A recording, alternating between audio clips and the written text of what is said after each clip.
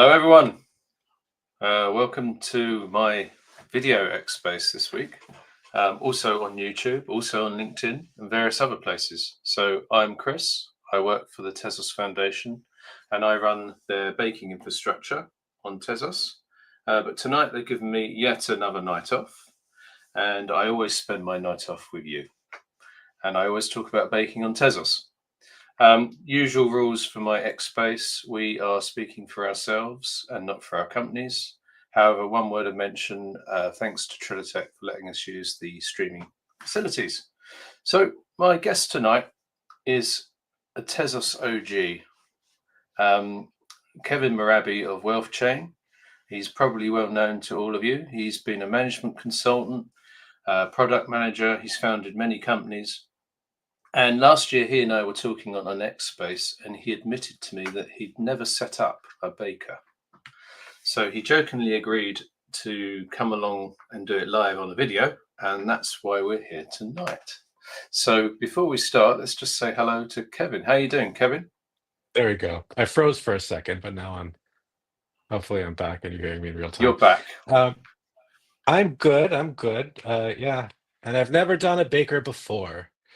There are times when I thought to do it, but especially, with delegation and everything, it was like, okay, well, I'm comfortable delegating to all these wonderful bakers in the Tezos ecosystem, supporting them. And yeah, just in general, it's a good rule of practice. I like to spread the Tez out to different accounts, and that gives me opportunity to delegate to, or gave me opportunity to delegate and stake to different bakers, which is something I think I'll still keep doing even after I have my own mainnet baker.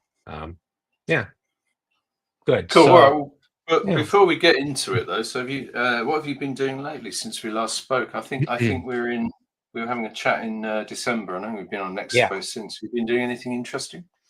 Yeah. So now, I mean, it's all about getting Tezos DeFi to scale.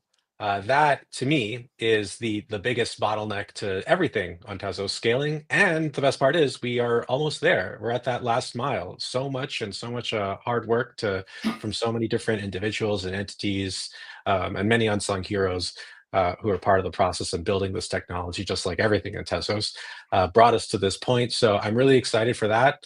Excited for the expansion we're getting into with TezLink coming and things we can do bridging assets into Etherlink, and all the different imaginations that can turn into stuff in Web3 that we're all aspiring towards. And I look for Tezos to lead the way, as we saw in years past with a kind of the low cost, efficient NFT minting that really started the fine art art wave of Web3. I think we'll see that in so many other things. We have that commerce side of Tezos, we have the finance side, which is what I work on, but here we have the network side, the baking, staking, and delegating, which ties into governance, which is also that's probably the most important reason. That's why I really wanted to get a baker going eventually, because then you really have a direct role and seat at the table in terms of Tezos protocol governance. And I think I've been active enough with it that it's like, well, I should also have a baker so I can actually, vote. But yeah, Yes. that's where we're at. Yes. So that's interesting because yesterday Rio was proposed. So we've got A next protocol upgrade out there. proposal. Next one. Yep. And the governance process is in full swing. We're going to use the previous testnet though, because it was a little bit new when we were planning. Of course. So before we start, I just thought we should give some background. There's probably some people in here that don't know a lot about Tezos. Well, I mean, we haven't got a lot of time. So if you don't know about Tezos blockchain, then Tezos.com is your starting place. So we're going to assume that people know a little bit about what we're talking about, but not very much. And with that, I have put together just very quickly a bit of background. So what we're going to do tonight, Kevin, if you accept the challenge, and unfortunately this won't self-destruct after 10 seconds, but anyway, we're going to use Ubuntu 22. I think you've got a machine there with you. Yes. We're going to keep everything on one machine. We're not going to do anything anything clever at all. We're going to install binary packages as well, so everything is pre-prepared. We're going to install the node, the DAO node, the client, and the baker. Then we're going to configure the node to join the Quebec test network. So there are several test networks. There's one for RioNet, which started yesterday. There's one for Quebecnet, and there's a very leading edge one we start every week called WeeklyNet. Then we have a longer term test network called GhostNet, where we do most of our deployment testing. And then we have the mainnet, which is where the production stuff happens. But we're going to use a test network, and that means that Kevin can make mistakes and not lose any money. Then we're going to generate a baking key.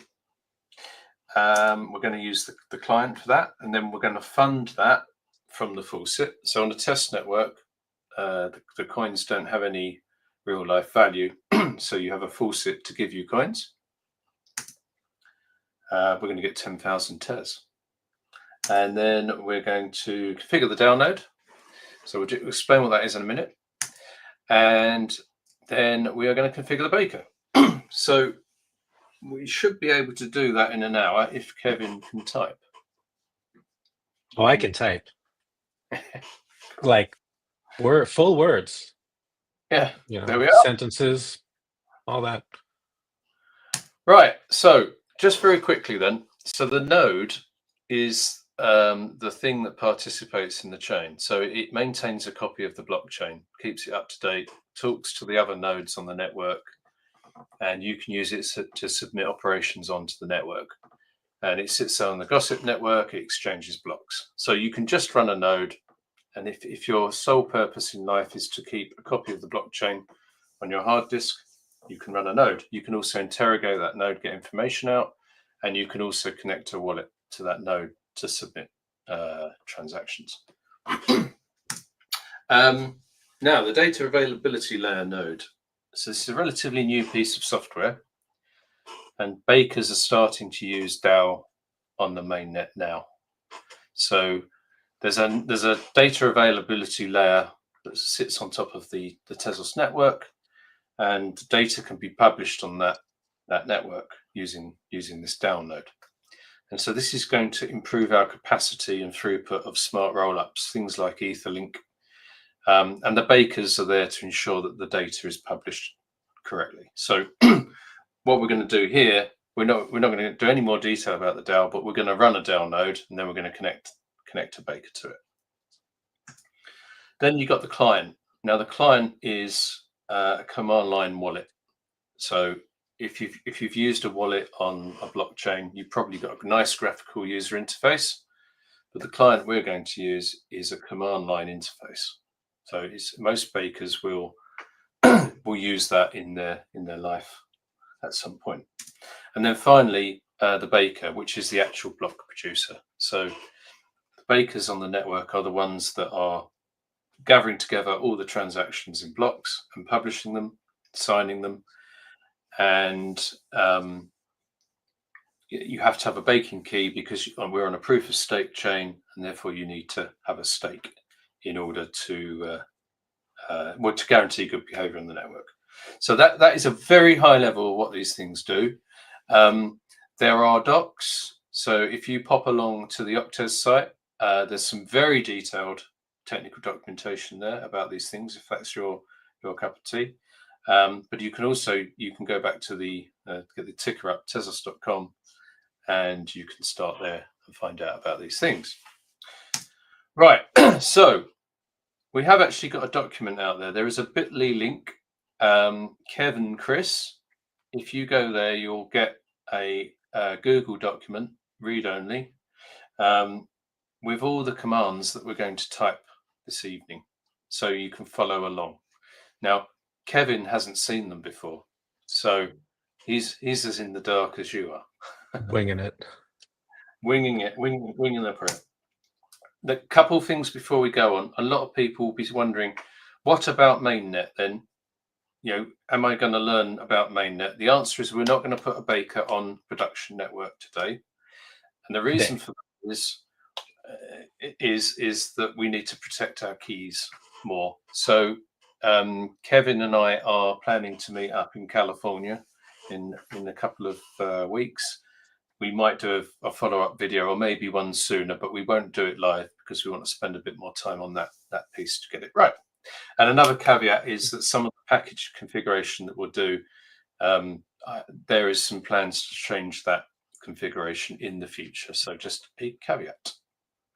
Okie doke. So that's enough PowerPoint. Yeah. Without further ado, are you ready, Mr. Kevin?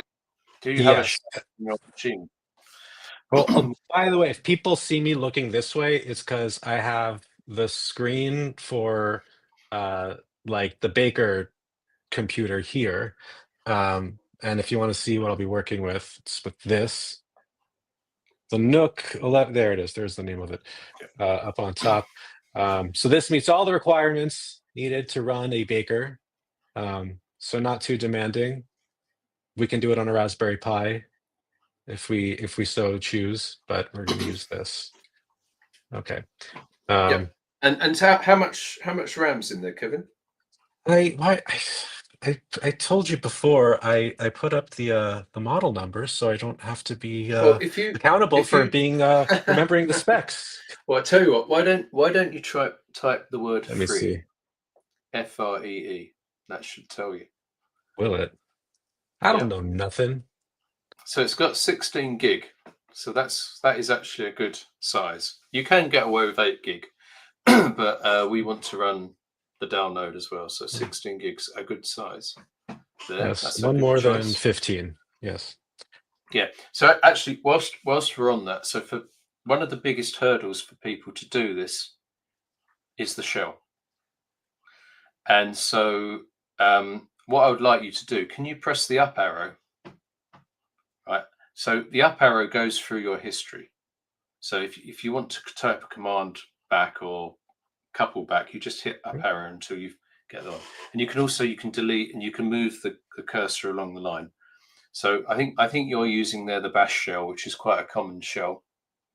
And so you can edit the command lines and go back, and it's quite useful sometimes to use a previous command. We're going to use sudo quite a lot. And so sudo gives us root access to the machine, and root is the admin account on a Unix machine like this one. Right. First things first, we are going to install the software. And what I would like you to do is go to the packages site. So this, if people are following along, this is all in the follow along. However, I'll put the link to the packages for Ubuntu on the screen now. So if you're using Debian 12, you can replace the Ubuntu line with Debian-12, but Kevin is using Ubuntu. So if you get the packages, you need to get the client, the node, the Baker, and the download. And they are, I've given you the links to them. So yes. Do you want to start? So yes, so the first is the command. And we're assuming though that if people are following along, that whatever dependencies that they would need are already there. Yeah. So maybe that should be a separate lesson or demo or something. At some so other point. I did put on there to install wget and sudo, but the apt command that we use later on will install the dependencies that you need for the Octez. It's intelligent enough to do that. Let me make it easier on myself too. Yeah. So yeah, if you that URL in a browser, if people are looking there, in fact, why don't I just very quickly, whilst you're orientating, you know what? I want to type it. I'm just going to type it. I think I should just type it. Raw dog. Now, also, whilst you're doing that, there is an apt repository that Nomadic Labs have set up. So it is possible to add that apt repository. So for people that know a little bit about sysadmin, you can do it that way as well. So -1.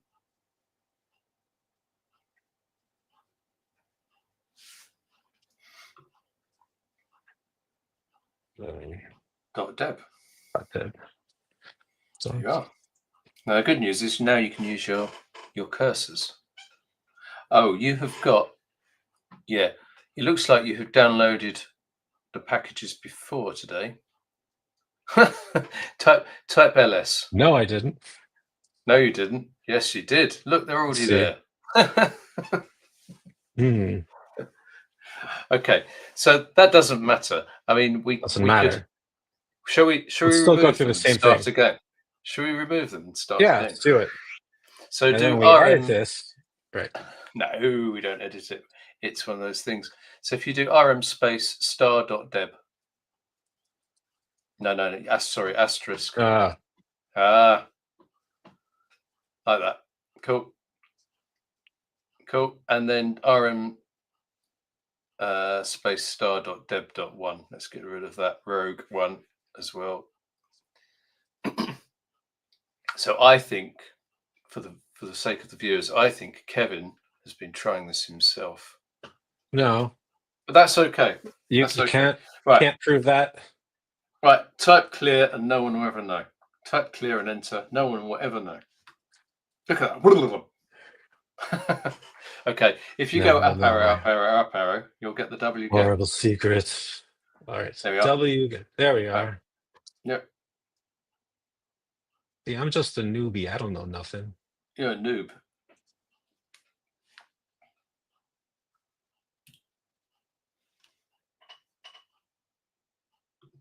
There. Now. Cool. Of course, you can. Now, what you can do an up arrow now and just edit the client to get the node. Oh, but this is so much more satisfying. So much more fun.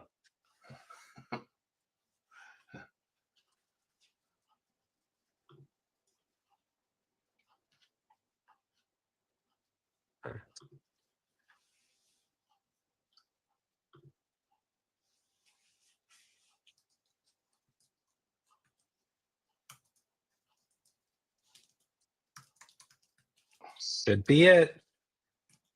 Yeah.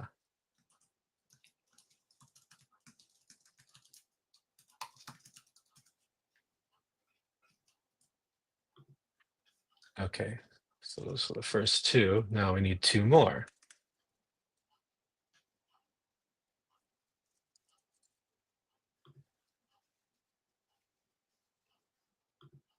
Easy init.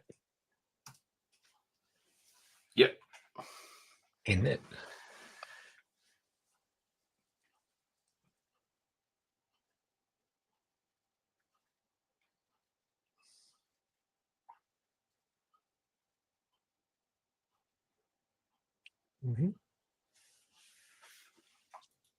If I pause, it's because I want to make sure that I typed it in just right. You can't make mistakes. There's nothing you can do wrong.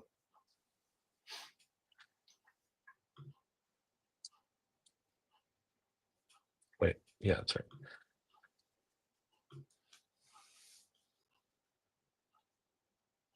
Oh, the gotta get packages, tznet.org, Ubuntu 2204,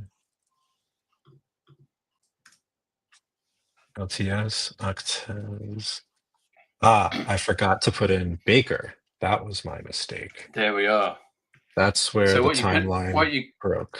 What you could do is you could have just up arrowed and edited. Because I was thinking I broke it. There we go. Yeah. There we go. Yeah, I did the up arrow, and that's why I was able to do it a little bit faster. But yes, if I did the up arrow, I would have been able to focus on what's different and not what's the same, and therefore I wouldn't have left out that critical difference. Exactly. So let's do that. So you make up for time. Yeah. And now. So you just need the DAO node now, yeah. DAO node. Go. And now I'll have all 4 packages. Yeah, so there are some other packages, but we don't use them. There's an experimental package which has some of the sort of bleeding edge stuff in it. Oh, But we don't need that one. not ready for that yet. No, it has the alpha baker in it. So if you're running on an extremely bleeding edge test network, then you might need that. Bleeding edge. Bleeding edge. Okay, so now we're here. Yes. Right. Now we got so it. now you've got them. We can install them. So what you do for each one is as root. So you put sudo in front of everything. You use apt install and the path name. So -y to say yes, just for sake of time, and then // and the name of the file. So you can hit, if you hit tab now, it will auto complete if it can. There we go. It saves over time. So if you do that, you need to put your password in. You need to remember what your password is. Don't look. Nobody look. Kevin 1969. All right, Kevin 1970. There we go. Just nobody looks. And don't worry about that last error. It is actually okay. Believe it or not. Doesn't matter. Doesn't matter. Forget it. Yeah. So then, if you go up arrow and put the node instead of the client.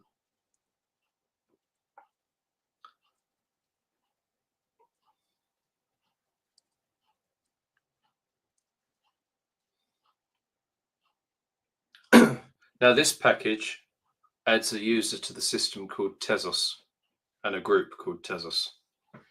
And that's the user that the software runs under. And it's also the user that we'll have to configure everything using. So we'll have to switch to that user in a minute. That's easy to do though. So if you put the baker on,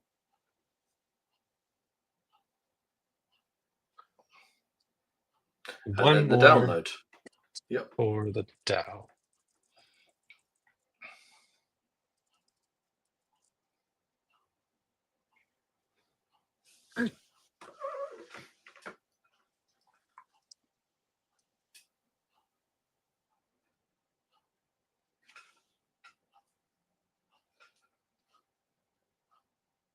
And there we go. So that is the software installed. And that is all there is to that bit. So now we need to configure it. So we're going to start with the node. So if you remember, the first thing we're going to do is put the node on the Quebec test network. Okay. So the first thing to do is switch to the Tezos user. So the way I do Why would I remember? Go on. Yeah. So the way I would do that is I would do sudo su minus Tezos. Now there's probably a lot of sysadmins going, oh, like that, because there's 500 different ways to do it. But it's the su command that's changing to Tezos, but because you're using your K account, you need enough privilege to do that. So we put the sudo in front. So if you do that, you're now the Tezos user. Now this bit is the bit where we need a bit of explanation. So we're going to configure the node. So that has a command, Octez node, Octez-node.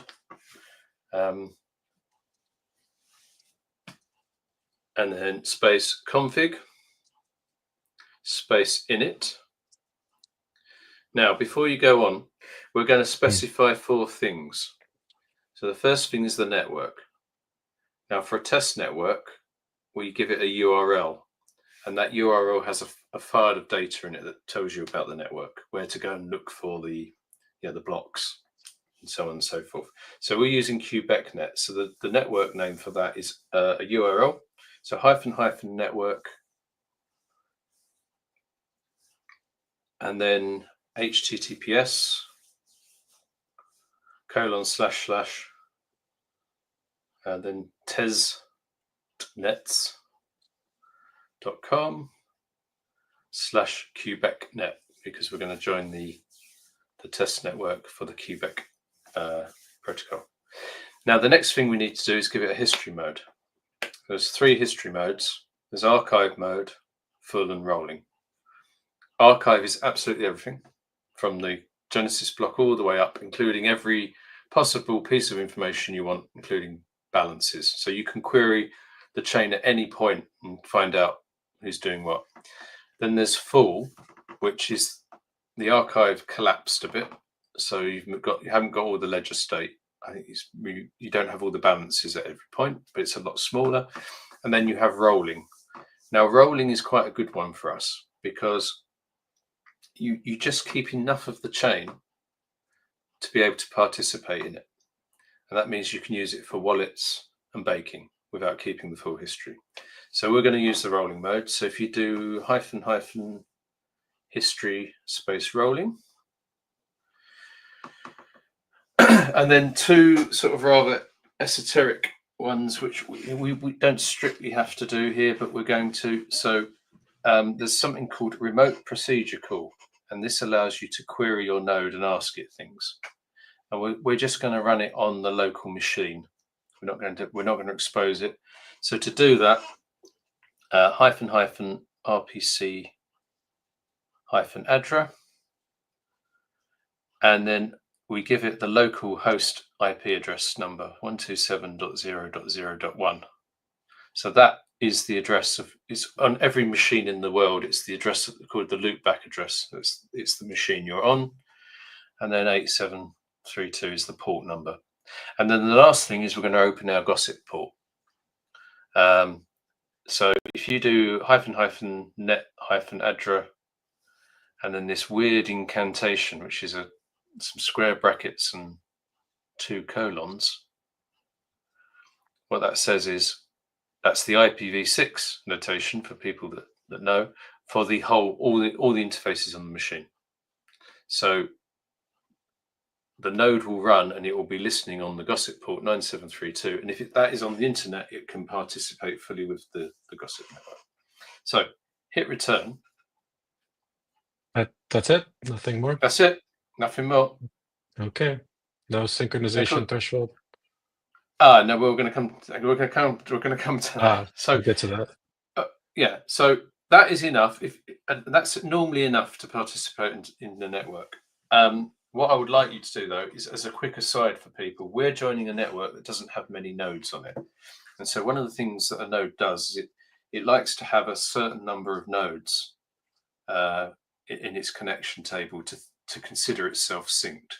If you're on a small network, you've got to tell it to do something a bit different. So what I'm going to ask you to do is, if you go up arrow, replace the word in it. So if you do Control A, you can go to the beginning of the line and then scroll along to in it. Yeah, Control A, yes, it. And take that out and make it reset. And then if you do Control E, that takes you to the end of the line. And then if you do that, synchronization threshold equals 0. And so what that does is it tells the node not to worry too much about how many other nodes there are on the network. So it thinks it's synced. And on a small network, you need to do that so that you can progress. Okay, so you don't need that for mainnet. You don't need it for the bigger test nets, but we're doing it today as a precaution. Okay, so you've rewritten your config file. Now, the next thing to do is to get a snapshot. So if you started the node now, what would happen is it would go out and it would find the boot servers for Quebecnet. It would get the Genesis block and it would start to sync. It would ask all the nodes it could to give it blocks. Now imagine for mainnet, that's quite a big task. It takes about 2.5 weeks to sync from Genesis on Tezos. But what you can do is you can download a snapshot, which is a backup, basically. So every 4 hours, we have a service that makes a copy of the chain in a snapshot format. The Tezos Foundation provides snapshot services. So what I'd like you to do is download one. I want you to make sure, though, can you just make sure to type ls, please, just in case you accidentally have an old one. which you don't by the looks of it. No. Okay, so the snapshot service. I mean, I just put it on the screen. If you go there, there's lots of there's guidance about where to download things. But when I designed it, I used deterministic names so that if you're in a spot of bother and you need a snapshot, you can memorize it. And so it's the snapshots URL network and then /mode we need rolling. So Quebecnet rolling. So that will go and get the snapshot. And it's not a particularly big network at the moment, so that's why that was quick. And now we just import it. So Octez node snapshot import and then rolling the name of the file. That's it. And that will import, and that didn't take very long at all. So that should be at most 4 hours old. Now you need to do 2.5 seconds instead of 2.5 weeks. Well, yeah. I mean, it wouldn't have taken that long, but we would have run out of viewers and streaming interest. Okay, so if you exit the shell, you can do that with Control D because you need to be K again. What we're going to do is we're going to enable the node service. That will mean it starts on boot if you reboot, and then we're just going to run it by hand. So to do that, you do sudo systemctl space enable. Oh, yeah, you need systemctl as one word. It's good. It's showing you're a human being and you're fallible. How dare you? Blasphemy. Space Octez hyphen Don't you node. know what I am? Yeah. The space Octez hyphen node. Node. Yeah. For an extra £10, I could have had an AI bot. One day.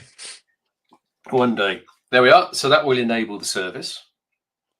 Okay.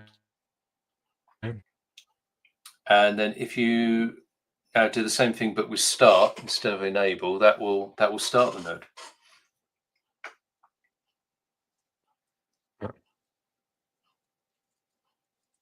Yeah, so get into the habit of using the keys because it does speed your Unix life up. Cool, good.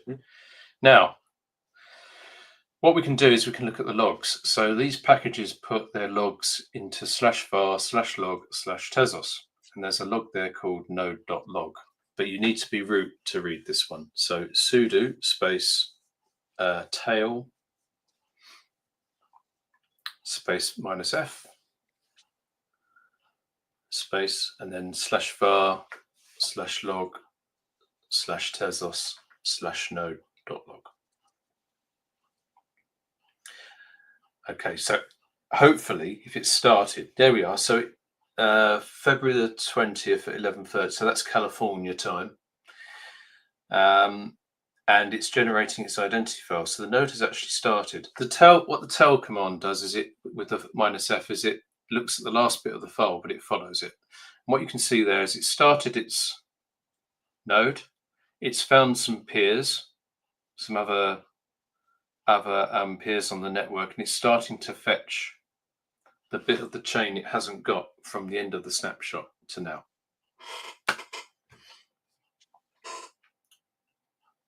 And so that should be good. So now, Mr. Kevin, you have installed a node.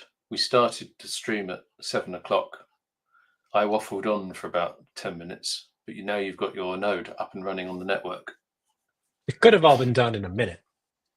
If I'd kept my mouth shut, yeah. Maybe that'll be as we can have a competition of just competitive baker ramp ups and see how fast people can go from 0 to having a full running baker.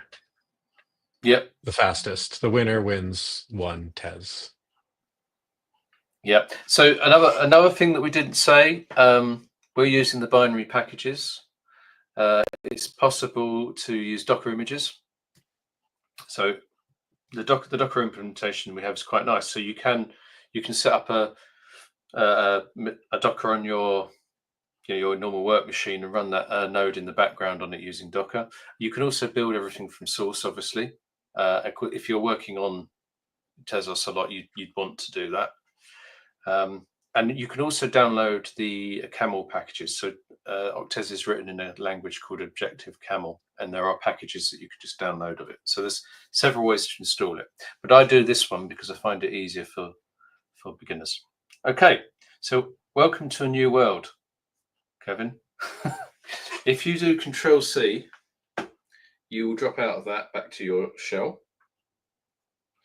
And now what we need to do is set up a baking key. And for that, we need to be the Tezos user. So can you remember how to switch to become the Tezos user? Oh, he's frozen. Interesting.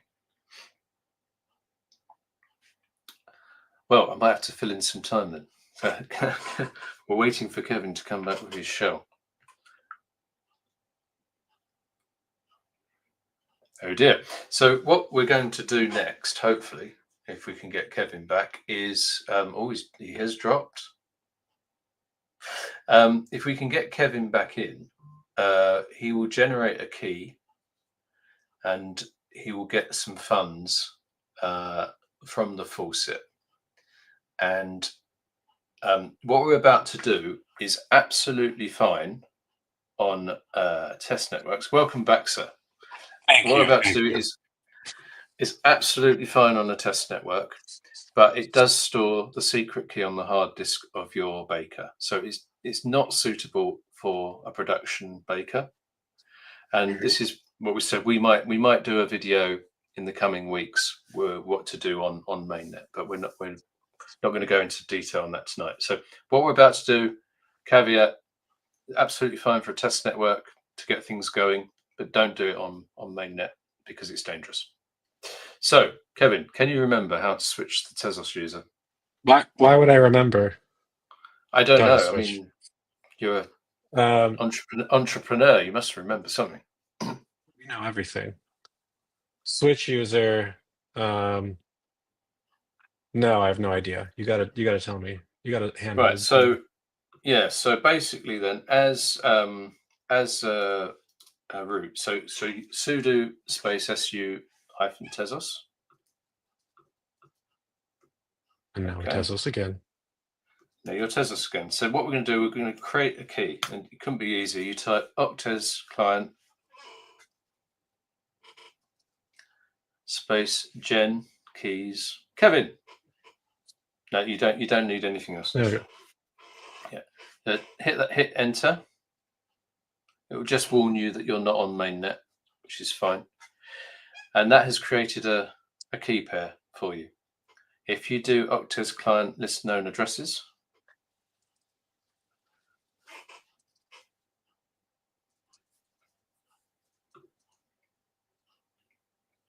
there we are. So that is your Tezos address on Quebecnet. And on your machine, you can call it Kevin, but no one else will know that name. That's an internal name. And it's TZ1 K-Man. K-Man. There you are. That's a pure, with off. You've got off of Poom. Yeah, well done. Completely random. Okay, so now we need to go to the faucet and get some coins. So you need a web browser there.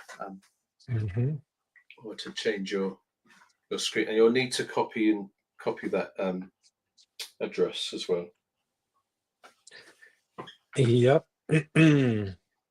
All right. I mean, I can put a browser up if it's easy. Let me see here. Well, I need to.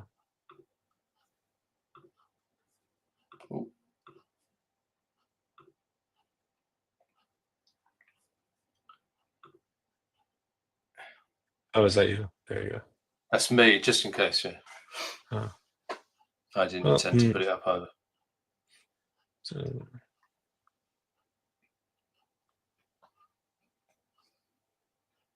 no, that's wrong. Hold on. Yeah. Yeah, actually do yours, because for whatever reason they're not giving me. Oh wait, let me try this. I just need the address and I can do it for you.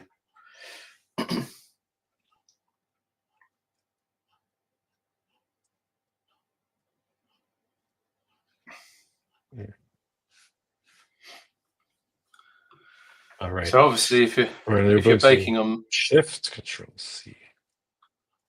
Yeah. Yeah, Control C probably, yeah. It's Shift Control C in Ubuntu for whatever reason. Yeah. Okay.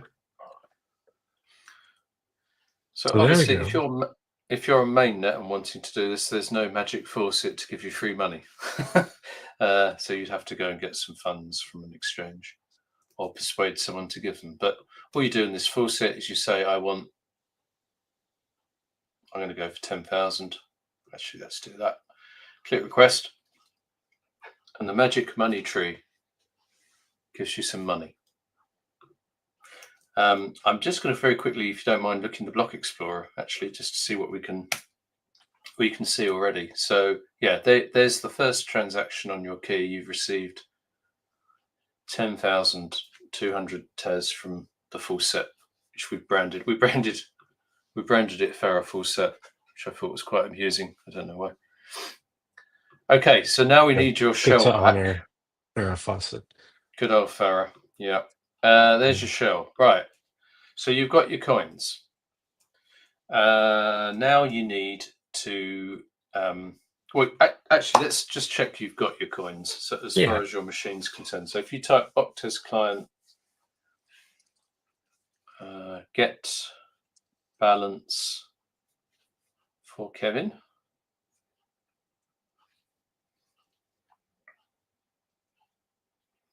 and there you are. You have your coins. So your node is up to date. It thinks that you've got everything that you should have. Okay.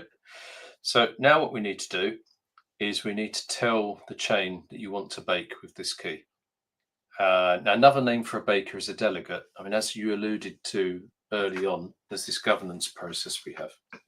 And so when you become a baker, you become a delegate in that process. So to register your key, you do Octez client, register key, Kevin as delegate. Okay, and that does a little transaction, records on the network that you want to be a baker. One caveat actually on this, which a lot of people don't realize. So when you do this, that means your key is a baking key forever.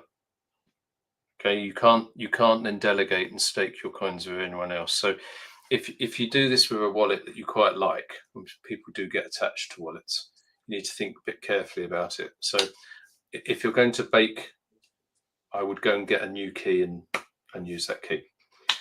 Now you need to stake, because if you want to bake, you got to stake. We're a proof of stake blockchain. So you need to stake at least 6,000 Tez. We're going to stake 7,000 Tez. Now, Octez client, stake. Sorry, Octez client, yeah, stake 7,000 for Kevin. That's it. Okay, so now you stake 7,000, you've registered your key. What we need to do now is get the baking daemons running. So the first one we want to do is the download. Okay, now anyone watching this at this present time, you don't have to use a download, but it's coming. You're going to need to run one on mainnet one day. You're going to have to do it. It's going to become mandatory, we think. So best get used to it now. Now you're already the Tezos user, and we configure everything using that. So to configure the download, we just do Octez download.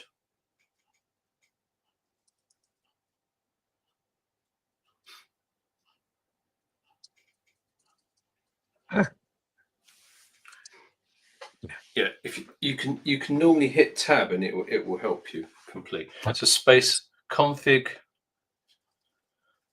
space init. Now you could just press enter here and it will all work, But what I would like you to do is I'd like you to space -- attester - profiles. And you've got your baking key above there that you've got it from to TZ1 man. Can you cut and paste your baking key and put it at the end of that line? I can. Yeah. There we go. And so it's best practice to tell your download which bakers are going to connect to it by using their key. And that's why I generated the key first, then did the download. Okay, so exit the shell, go back to being K. Okay. And then do what you did for the node, except for the download. So sudo system control enable.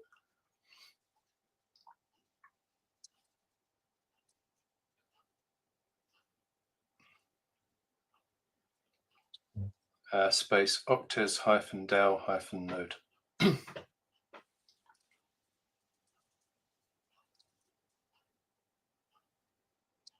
Good to go. Yeah, good to go. And then if you up arrow, change the enable to start.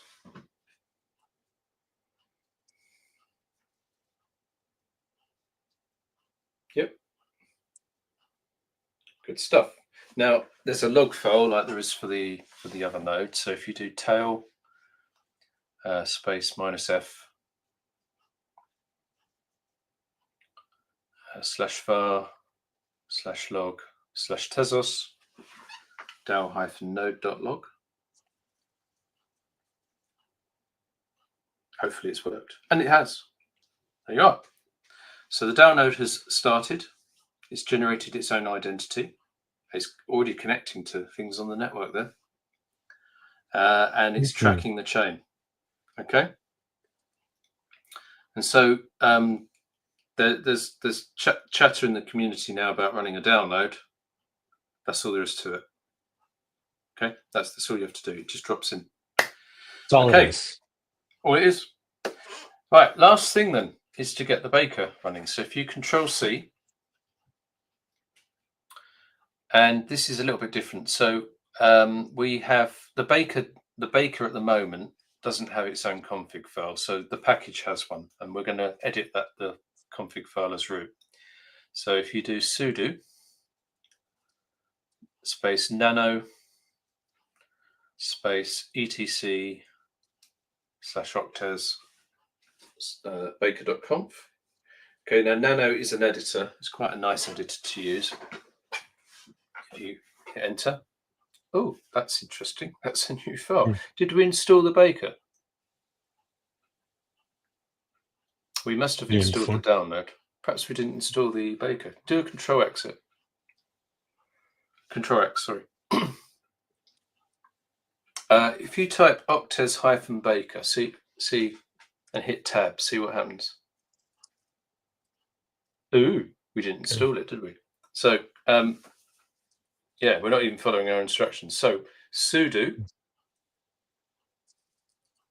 space apt apt. Apt? Yeah, hang on.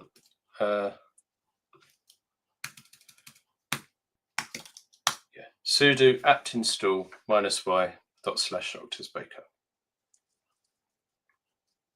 Yeah, we must have just forgotten. It's old age.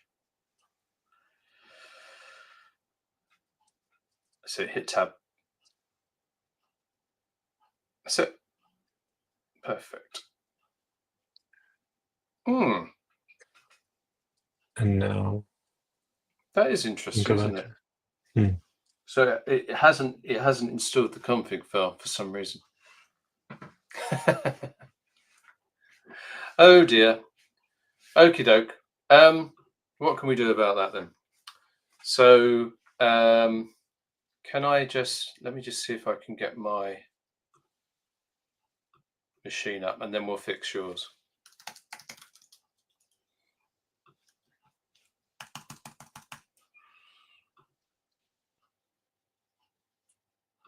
Let's see.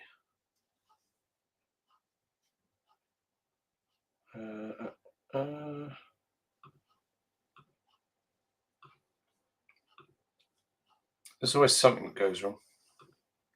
Okay, this is my baker, and I use the same packages. So that's the file we're looking for. Now, the key lines here that we need. So what I'd like you to do, Kevin, is I'd like you to do that nano again, please. So sudo space nano.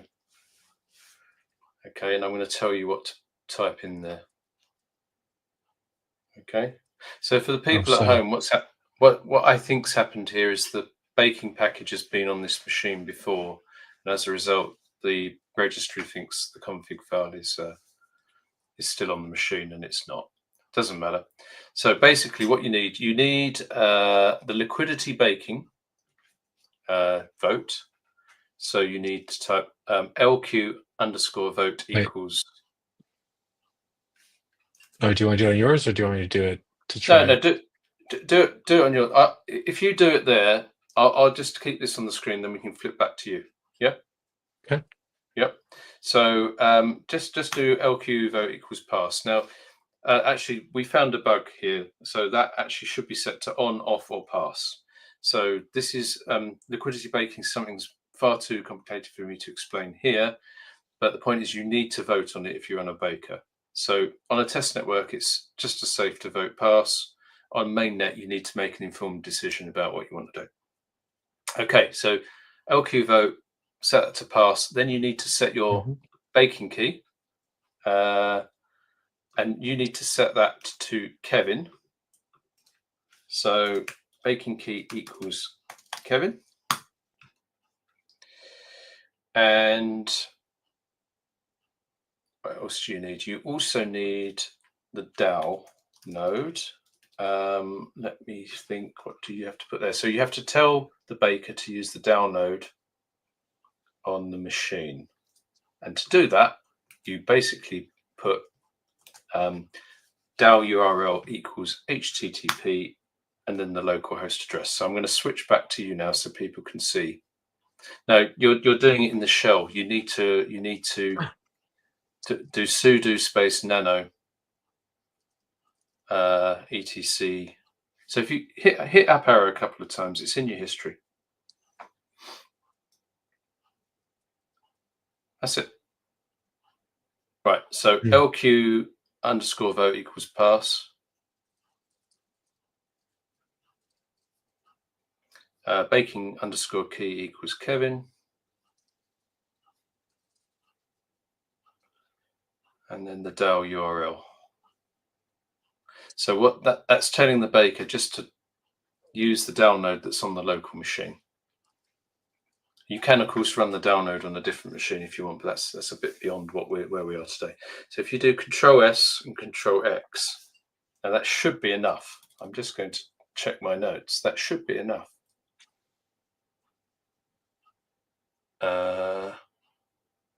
Yes. Okay. So now try to enable the node. So do sudo system control enable Octez baker.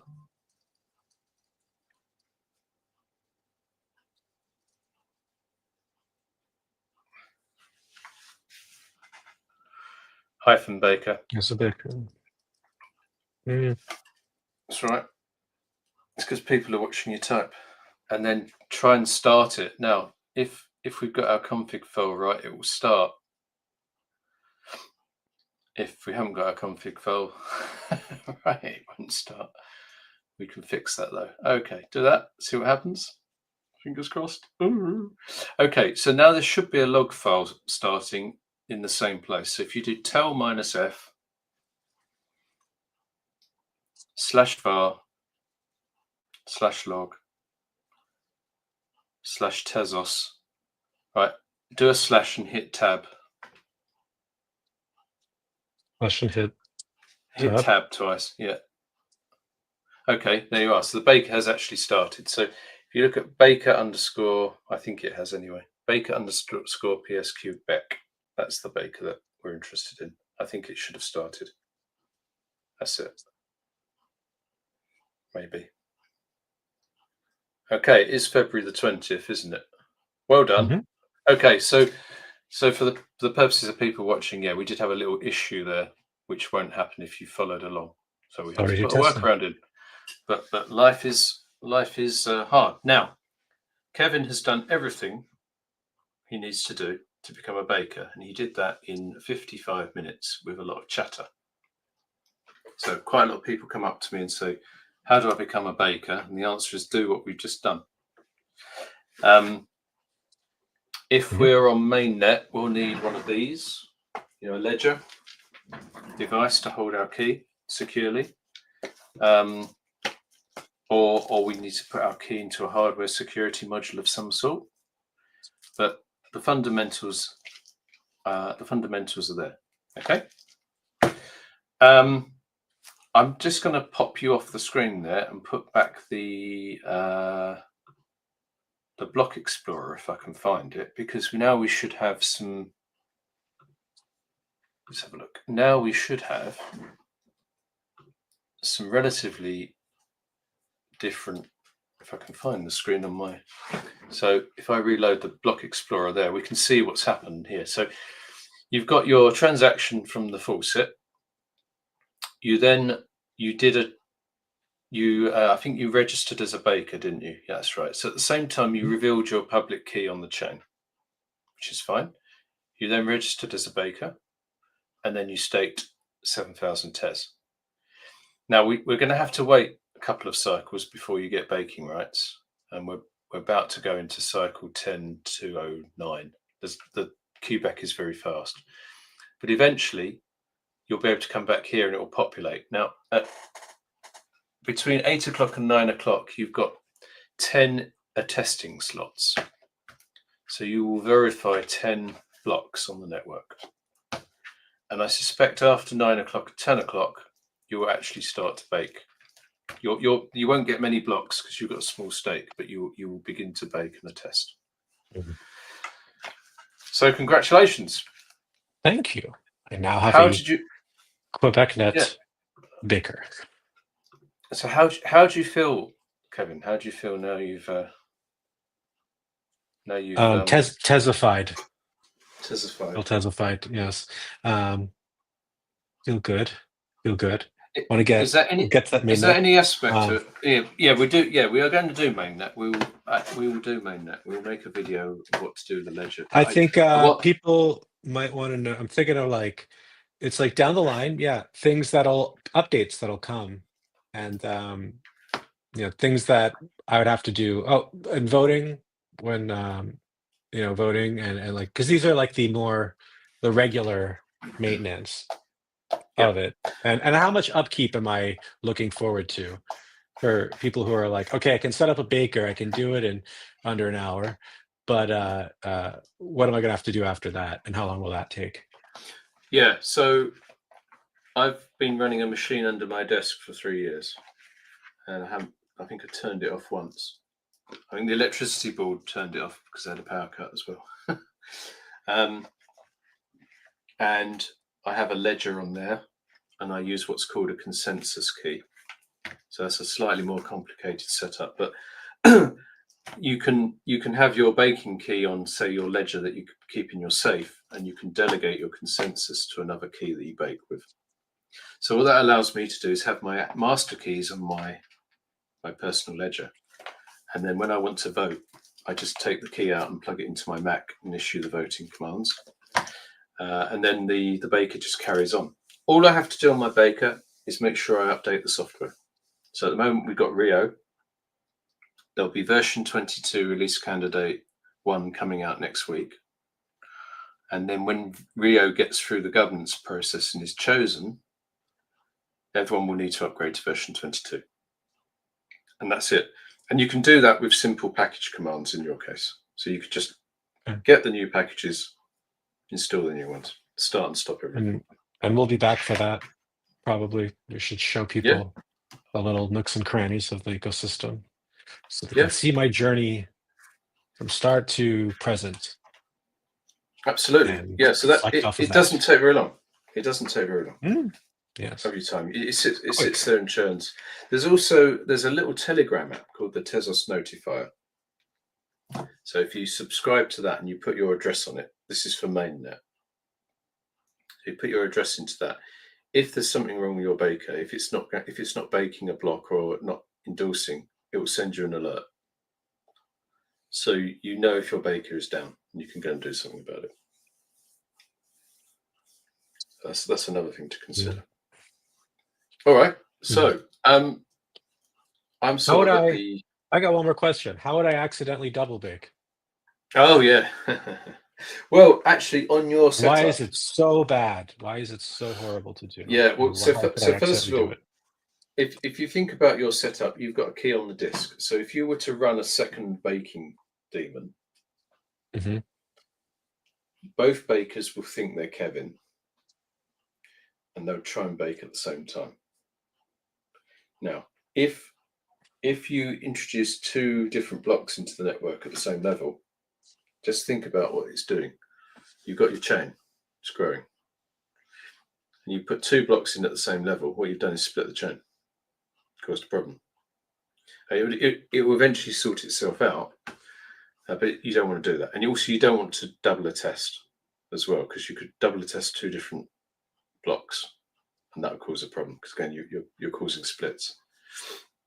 So the way to prevent that is to use either a remote signer, or the Ledger will do it as well, the little baking app you can get on here, and that stores the level of the block that you've just signed.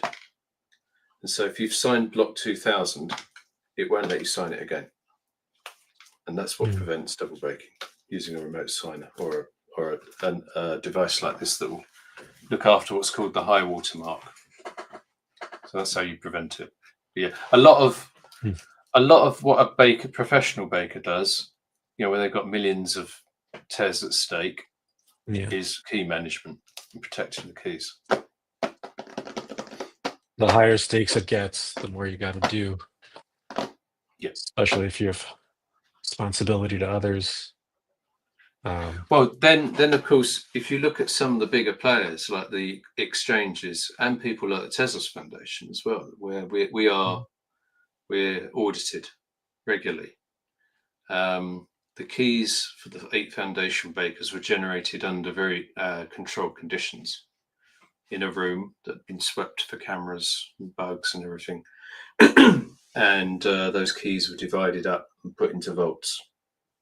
So there's some personnel that can get hold of those keys and reconstruct them. And I suspect it's similar at the bigger exchanges, because you don't want to have one person that's got access to the keys. I don't have access to the baking keys for the foundation bakers. I don't have it. I can. That's important for people to know, because where the conspiracy theories are going to direct themselves. Yeah.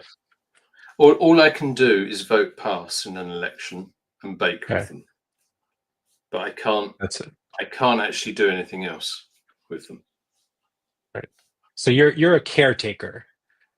Yeah. Yeah. And actually, in order to do those things, if I want to go and do anything special with the keys, like a funds transfer, I have to have a second person with me. It's impossible for me to do it on my own. So we put in 4-eye control on it. There we go. So you don't own the bakers. You can't go nuts.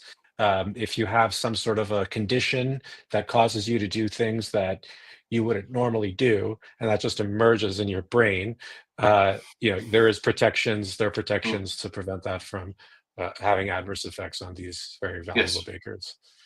Yeah, okay, absolutely. And there'll be protections like that at the exchanges as well.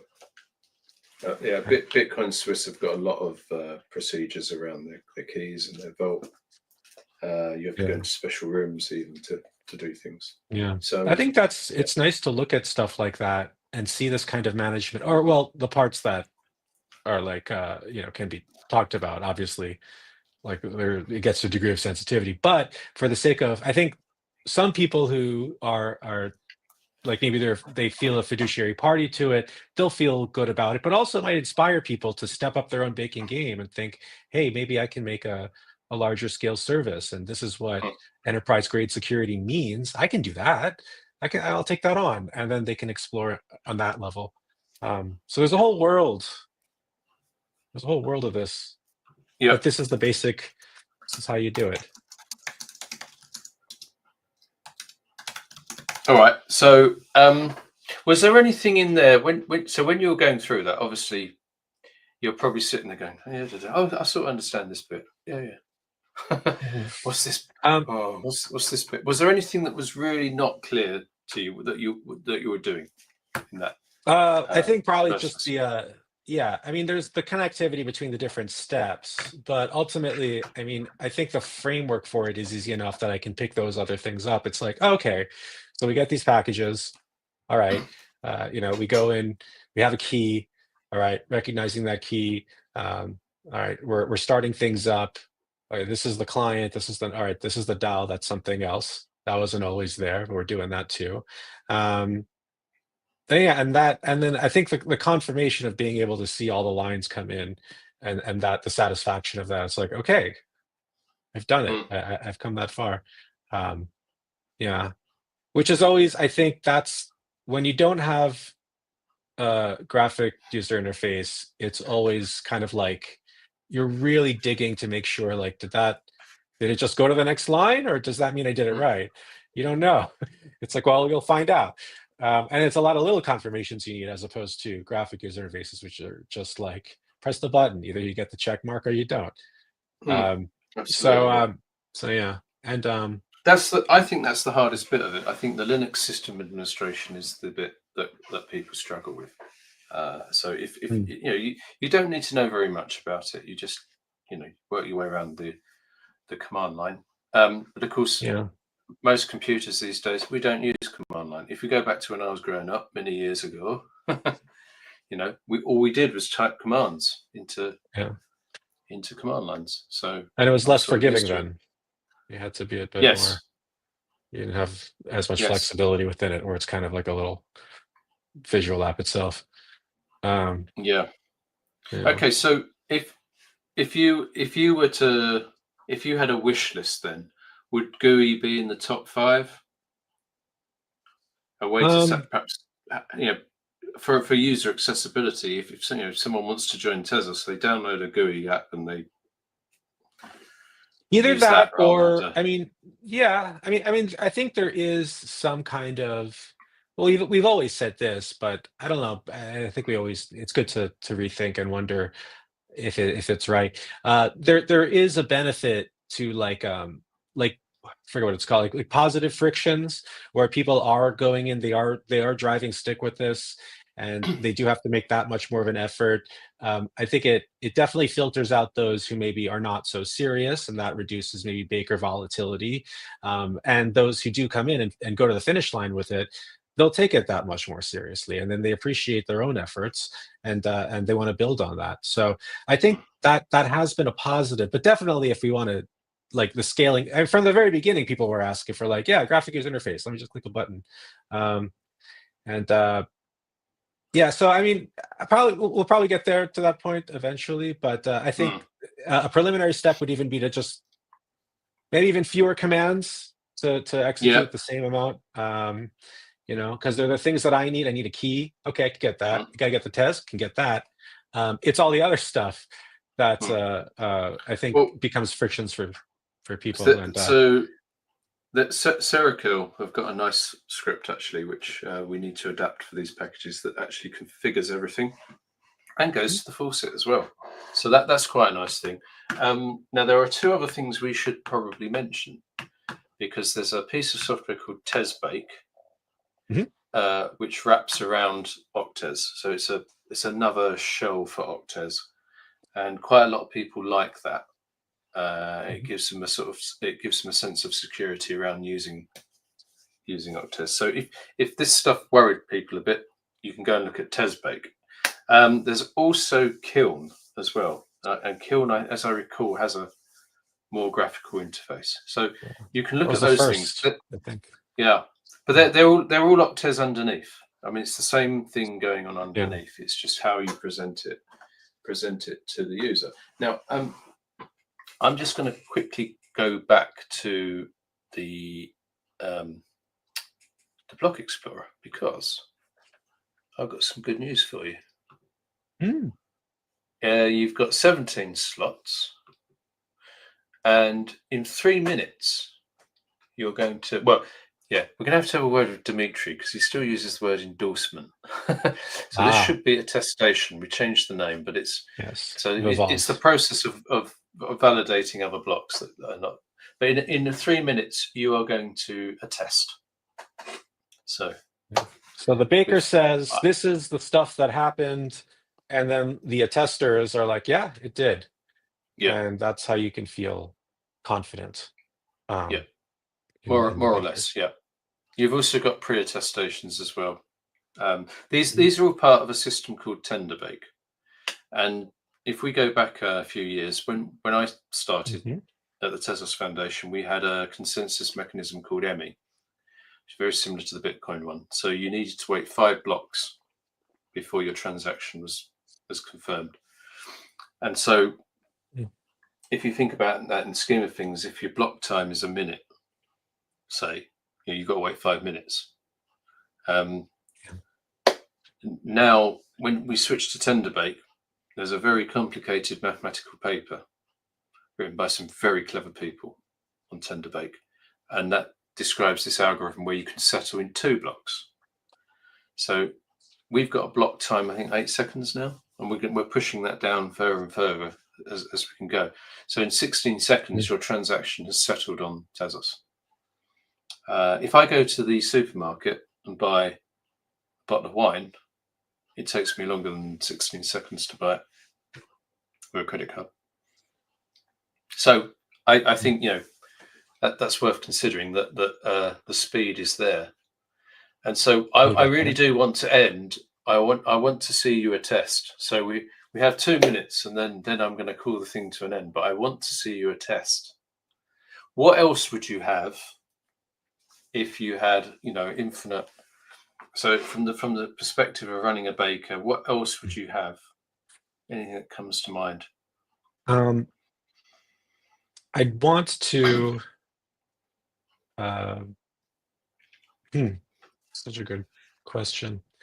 I mean, I do want to see more tools or something. Voting tools, but I think also, more expanded to that. Like, I think governance discussion and engagement with other bakers, and because there's stuff that happens on Agora, and we can see that there are blog posts we can read. There are conversations that happen, maybe different mediums, not in a terribly organized or formalized way, but all of these things I think are necessary for good cohesive governance discussions, which is really the unique value proposition of Tezos, even though we don't mention it constantly in the community, but it really is, and all other benefits that we have or will have come from that on-chain governance, and that's why baking is so important. But yeah, to be able to build up that kind of momentum of conversation and to keep that continuity going, and to let ideas which maybe started to percolate in certain rounds, in certain cycles, in future cycles, maybe months or years later, move into something else and something greater. And I think that like more of a connective tissue between the person who comes in to the ecosystem as a baker and the governance process altogether. So yeah, I think the rest of it comes down to that. But on chain, in terms of the protocol itself, I think of even just advancing the governance process, because I think even though we have in the past, and definitely the protocol allows for that, it's a self-amending protocol that can improve the governance process itself, which is amazing. I think we found over the years of doing however many proposals we've come through, whatever 20. How many have we had now? At this point, we're up to what letter? R. So we're up to R. Yeah. I can't count letters and numbers. I don't. No. Don't worry. Well, there've also been those things. Yeah, but there's also been some proposals that didn't get through as well. So whether you've had a those are by numbers. Those are like the numbers of the cycle. But like the actual. So I think we've learned certain things, like how to do a patch. Maybe we can formalize that on chain. That would be nice. If there are maybe certain issues that are not really what the whole like the hull of this is something else. Not what the hull of the upgrade is about, but they do matter, and it might be a very tiny part of the upgrade, but it's a very contested issue. If there are ways to qualify that differently, maybe that's even Mm, further down the line. But I think when I think of like Tezos, well, Tezos' secret sauce is that on-chain governance mm, because it leads to so many other things, and it has led to so many other great things. That being our core competency, I think to even demonstrate even more advancement in that is really showing what we are beyond just making a better protocol and allowing for tools to make a better protocol by the people. So I'd like yeah, to see that more. absolutely. Yeah. So for people that don't know, the Tezos Agora site is where the protocol proposals are Mhm. discussed. Yeah, right. So I've got some good news. Oh, ho, Mhm. ho. Going back, you've actually endorsed two Ah, slots. So see, well, how yes, about that? so you have actually I've endorsed. So you've got attested. 20, I've attested. you have attested. You have attested. Yes. So you have attested 3 slots. You've got another one in 24 seconds, and then you've got another one in a minute later. So well done, Kevin. You have got Well, your thank you. baking driving license. Yes, Um, Baker and I look license. forward to Are doing there? some more of these videos with you. You've been an absolutely Yes. Thank you. fantastic sport. I know I have a habit to take the mickey No, sometimes, but no, you've been absolutely fantastic. thank Thanks you. a lot. Any parting words before we go? Uh, long live Tezos. How about that? And Yeah. check out Rio proposal. Great Yes, check upgrades. out Rio. Everyone should check out Rio, and you should, if you want to do what we've just done, you can do that on Rio. There's a faucet for Rio as well. So good luck. Okay. Yeah. Thanks, Kevin. Good night. Ciao. Bye.